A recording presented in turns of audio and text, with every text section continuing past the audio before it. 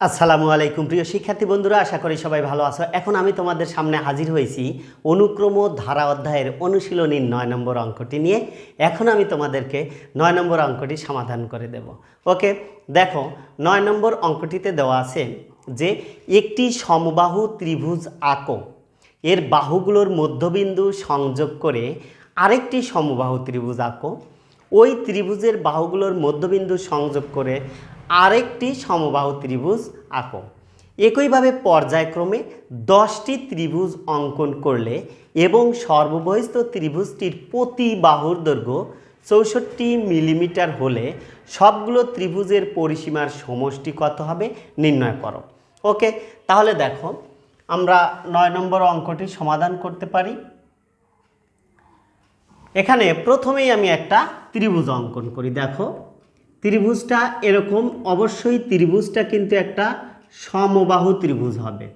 ওকে, এরকম একটা সমবাহু ত্রিভুজ হবে এবং এই ত্রিভুজটির দৈর্ঘ্য কিন্তু, এই সমবাহু ত্রিভুজটির দৈর্ঘ্য হলো 64 মিলিমিটার। ওকে, ঠিক এ বাহুও 64 মিলিমিটার, এটাও কিন্তু 64 মিলিমিটার, এ বাহুটাও 64 মিলিমিটার। ঠিক আছে, অর্থাৎ সকল বাহুই, তিনটে বাহুই কিন্তু 64, যেহেতু এটা একটা সমবাহু ত্রিভুজ। ওকে, এখন দেখো এই ত্রিভুজ এ বি সি, এখন কি করতে বলছে, এভাবে 10টা ত্রিভুজ আঁকাতে হবে। কিভাবে? এই দুটো এ বি এর মধ্যবিন্দু এইটা, বিসি এর মধ্যবিন্দু এইটা, আর এসি এর মধ্যবিন্দু এইটা। এইটা হলো তিনটা মধ্যবিন্দু। এই মধ্যবিন্দুগুলো আমরা এখানে ডি দিতে পারি, ডি ই এফ, এইটা আমরা এফ দিতে পারি। তাহলে এখন যদি আমরা এইগুলো যোগ করে দেই মধ্যবিন্দুগুলো, তাহলে এটা কিন্তু একটা ভিতরে ত্রিভুজ হয়ে গেল এবং এই ত্রিভুজের বাহুর দৈর্ঘ্য কিন্তু এই বাইরেরটা যে 64 আছে এর অর্ধেক হবে, অর্থাৎ এটা হবে কত, এইটা হবে হলো 32। ঠিক আছে, দেখো 32 করে, মানে তিন বাহুই কিন্তু 32, এটাও 32, এটাও 32, অর্থাৎ তিনটে বাহুই 32 করে, যেহেতু এটা সমবাহু ত্রিভুজ। আবার এই বাহুগুলোর আবার মধ্যবিন্দু এখানে আমরা নিলাম, এখানে এইটার মধ্যবিন্দু, এখানে এইটা মধ্যবিন্দু, তাহলে এই মধ্যবিন্দুগুলো আবার আমরা যোগ করে এর ভিতরে আরও একটি ত্রিভুজ অঙ্কন করলাম। ঠিক আছে, এই ত্রিভুজের বাহুর দৈর্ঘ্য কিন্তু হবে এই 32-এর অর্ধেক, অর্থাৎ 16। ঠিক আছে, এভাবে আমরা আরও এর মধ্যবিন্দু, এর মধ্যবিন্দু এবং এর মধ্যবিন্দু, এখানে একটা ত্রিভুজ কিন্তু অঙ্কন করতে পারি। এইটার হবে কত, বাহুর দৈর্ঘ্য হবে কিন্তু 8 এবং তিনটে বাহুই 8 করে দৈর্ঘ্য হবে।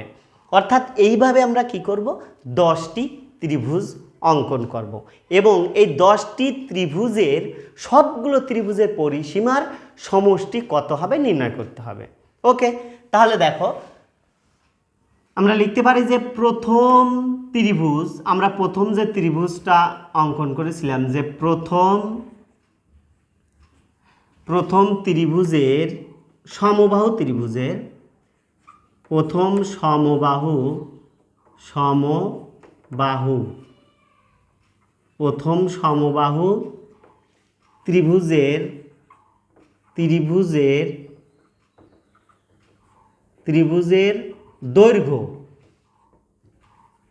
দৈর্ঘ্য কিন্তু এখানে হলো 64 মিলিমিটার। ওকে, অর্থাৎ বড় যে ত্রিভুজটা আমরা নিয়েছিলাম সেটার দৈর্ঘ্য হলো 64 মিলিমিটার। এখন দেখো তাহলে এইটার পরিসীমা, এই প্রথম ত্রিভুজের পরিসীমাটা কত হবে, পরিসীমা হলো, তাহলে পরিসীমা মানে হলো বাহুর দৈর্ঘ্যকে 3 দ্বারা আমরা গুণ দিয়ে দেব, তাহলে গুণ দিলে কত হয়, 192 মিলিমিটার। ওকে, মিলিমিটার। তাহলে প্রথম ত্রিভুজের আমরা পরিসীমা কিন্তু পেয়ে গেলাম। এখন দেখো আমরা দ্বিতীয় ত্রিভুজের বাহুর দৈর্ঘ্য কত। তাহলে আমরা লিখতে পারি যে দ্বিতীয় সমবাহু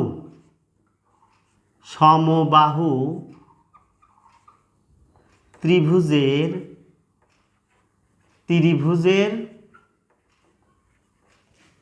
দৈর্ঘ্য হলো, তাহলে ওইটার অর্ধেক অর্থাৎ 64 ভাগ হলো 2, তাহলে হবে কত 32। আমাদের কিন্তু ওখানে 32 আমরা যে ত্রিভুজে নিয়েছিলাম ওইটাই কিন্তু আসলে আসছে। তাহলে দ্বিতীয় ত্রিভুজের আমরা পরিসীমাটা বের করি। তাহলে এখানে লিখতে পারি আমরা যে পরিসীমা অর্থাৎ দ্বিতীয় ত্রিভুজের পরিসীমা এই 32কে আমরা কত দ্বারা গুণ দেবো 3 দ্বারা, কারণ ত্রিভুজের বাহু হলো 3টা। তাহলে এখানে কত হলো 3 দুগুণে 6, 3 থেকে 9, 96 মিলিমিটার। ওকে, এরপরে দেখো তাহলে আমাদের দুটো পরিসীমা কিন্তু আমরা পেলাম। এরপরে দেখো তৃতীয় সমবাহু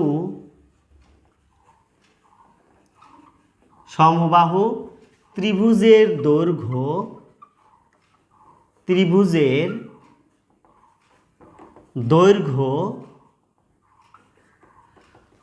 তাহলে কত ছিল, এখানে 32 ছিল, তাহলে 32-এর অর্ধেক হবে 32 ভাগ হলো 2 ইকুয়াল 16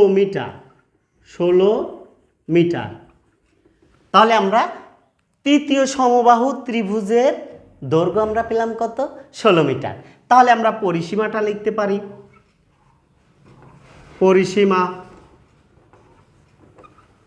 পরিসীমা ইকুয়াল 16 গুণন 3 ইকুয়াল এটা আসবে কত 3 × 48। ওকে, এইভাবে কিন্তু আমরা আরও অনেক 10টা ত্রিভুজের পরিসীমা কিন্তু আমরা বের করতে পারি। ওকে, তাহলে দেখো এখানে কিন্তু আমরা 3টা পরিসীমা পেয়েছি। একটা হলো 192 এবং দ্বিতীয়টা পেয়েছি 96 এবং তৃতীয়টা পেয়েছি আমরা 48। ওকে, এখন কি করব, এখানে আমরা এই সবগুলো ত্রিভুজের পরিসীমার সমষ্টিটা বের করব। ওকে, তাহলে আমি লিখতে পারি সবগুলো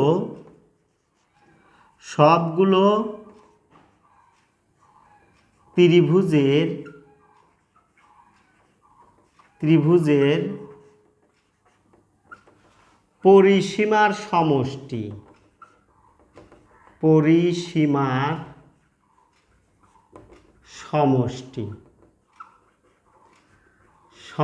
হলো কত, প্রথমটা ছিল আমাদের 192 যোগ দ্বিতীয়টা হলো 96 যোগ এবং তৃতীয় যেটা আছে সেটা হলো 48। ওকে, তাহলে plus dot dot dot dot dot dot, অর্থাৎ এইভাবে যেতে থাকবে। এটা কিন্তু একটা অবশ্যই ধারা হয়ে গেছে। তাহলে ধারা কি, ধারা হলো 2 ধরনের, একটা সমান্তর ধারা আর একটা গুণোত্তর ধারা। তাহলে সমান্তর ধারাটা হলো যে কোনো পদ এবং তার পূর্ববর্তী পদের বিয়োগফল সবসময় সমান হবে, সেটা হলো সমান্তর ধারা। তাহলে এটা কিন্তু বিয়োগফলগুলো সবসময় সমান হচ্ছে না, তার মানে এটা সমান্তর ধারা নয়। তাহলে আমরা দেখব এটা গুণোত্তর ধারা কিনা। গুণোত্তর ধারা মানে হলো যে কোনো পদ তার পূর্ববর্তী পদ দ্বারা যদি আমরা ভাগ দেই, এই ভাগফলগুলো সবসময় সমান হবে। যদি ভাগফল সবসময় সমান হয় তাহলে সেইটা হবে গুণোত্তর ধারা, অর্থাৎ ভাগফল মানেই হলো অনুপাত। অনুপাত যখনই সবগুলো সমান হবে তখন সেটা হবে গুণোত্তর ধারা। ওকে, তাহলে দেখো এখানে কিন্তু আমাদের এই ধারাটার প্রথম পদ, তাহলে আমি লিখতে পারি যে প্রথম পদ এ ইকুয়াল 192। তাহলে সাধারণ অনুপাত সাধারণ অনুপাত, সাধারণ অনুপাতকে আমরা আর দ্বারা প্রকাশ করি। ঠিক আছে, এইটা হলো এ, প্রথম পদ হলো এ, আর সাধারণ অনুপাতকে আমরা আর দ্বারা প্রকাশ করি। আর মানে হলো এই যে কোনো একটা পদকে আমরা কি করব, তার পূর্ববর্তী পদ দ্বারা আমরা ভাগ দেবো। তাহলে এই 96কে আমরা ভাগ দিব হলো 192 দ্বারা। তাহলে এখানে যদি আমরা ভাগ দেই তাহলে হবে কত, হাফ। তাহলে কিন্তু এটা অবশ্যই 1-এর চেয়ে ছোট।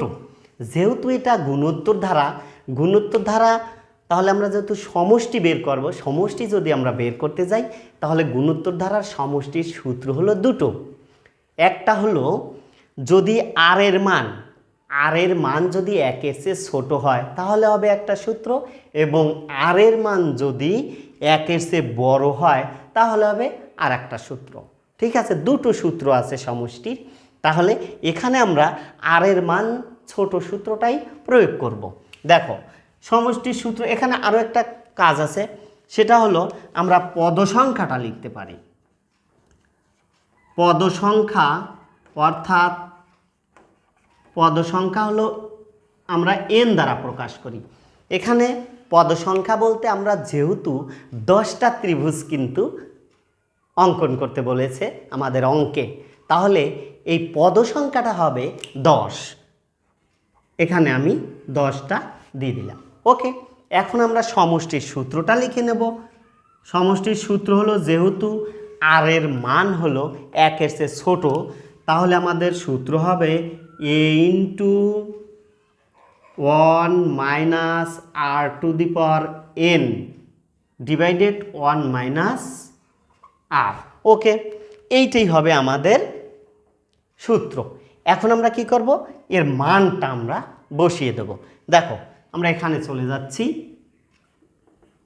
তাহলে এর মান আছে হলো 192 গুণন, এখন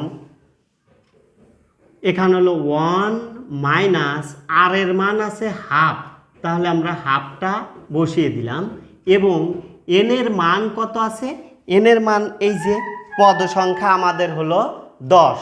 ওকে, তাহলে আমরা এখানে 10টা বসিয়ে দিলাম। ওকে, এখন নিচে আছে কত, 1 মাইনাস আর এর মান হলো হাফ। ঠিক আছে, এখানে আমরা মানটা বসিয়ে দিলাম। ওকে, এরপরে দেখো 192 গুণন, তাহলে উপরে আমাদের 1 মাইনাস, এখন যদি আমরা 10টা 1 গুণন করি তাহলে কিন্তু 1ই হবে। ওকে, তাহলে উপরে 1ই থাকবে, আর নিচে যদি আমরা এই 2 যদি 10টা 2 যদি আমরা গুণ করি তাহলে কিন্তু আমাদের হবে 1024। তাহলে এখানে আমাদের হবে হলো কত, 1024। আর নিচে আমরা কি করব, এখানে লসাগু করে দেব। লসাগু এখানে কত হয়, 2। তাহলে 2 যদি লসাগু, এই 2 যা 1-এর সাথে গুণ হয়ে গেল, 2 2 মাইনাস, আর এখানে 1ই হয়। ওকে, কারণ হলো এই 2 দ্বারা 2কে ভাগ দিলে 1 হয়, সেই 1 যায় এই উপরে 1-এর সাথে গুণ হলে 1 1। ওকে, এরপরে দেখো 192 গুণন, এখানে কিন্তু আমরা উপরে কি করব, লসাগু করব। এখানে আমাদের লসাগু হয় হলো উপরে 1024 লসাগু। ঠিক আছে, অর্থাৎ এই যে উপরে যেটুকু আছে এখানে একটা ভগ্নাংশ এবং 1, এই জায়গাতে আমরা কি করব, লসাগু করব। লসাগু কত, 1024। এই 1024 যাই 1-এর সাথে গুণ হয়ে যাবে, তাহলে এখানে হবে 1024। যেহেতু 1-এর নিচে কিছু নেই, অতএব যা আছে তাই হবে, অর্থাৎ এই 1024 যাই 1-এর সাথে গুণ হয়ে গেল। ঠিক আছে, এরপরে দেখো এখানে এই 1024 দ্বারা 1024কে যদি আমরা ভাগ দেই তাহলে হবে 1। এই 1 গিয়ে এই 1-এর সাথে গুণ হয়ে কি হয়ে গেল, এখানে একটা 1 হয়ে গেল। ঠিক আছে, তাহলে উপরের কাজ কিন্তু আমার শেষ। এখন আমি এই নিচের কাজটা করব। ওকে, দেখো 2 থেকে যদি 1 বাদ দেওয়া যায়, এখানে উপরে থাকে 1 আর এই 2টা নিচে 2 থেকে গেল। ওকে, এখন দেখো আমরা একটু কাজ করব। এখানে হলে 192, 192 গুণন,